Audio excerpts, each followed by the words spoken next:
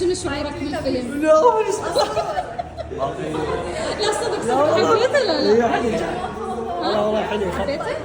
هو شو ما حسيتك حبيته؟ يا حبيبي انا صنفت التعليقات اللي علقتها. زين انت حبيت الفيلم؟ اي مو مثل القديمات. زين ايش قد تقيمه؟ 6. انت ايش قد تقيمه؟ 7 ونص.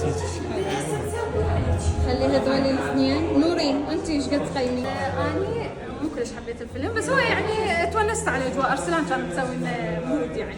اي الفيلم اقيمه 5. 6 ونص هيك شيء، يعني الفيلم تجاري على قولتهم اكثر من هو عادي. نورة انت مقتنعة بطريقة كلامك؟ بس شو اسمه، بس لا حسيت يعني مري، حسيت الاجزاء البقيه كانت احلى. حسيت تدري شنو؟ ذكرني بالجزء الثاني مال جراسيك. مو انا كلش تذكرت هذاك الجزء. وهذا شوي صحيح على الاقل هذاك يعني شوي حبيته، بس هذا لا مستحيل يعني حسيتك فشي كلش غلط بالفيلم.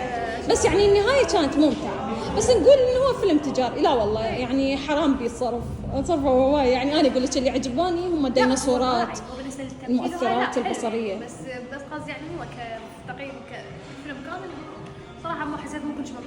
والله انا بس عجبتني المؤثرات وتعليقات ارسلان.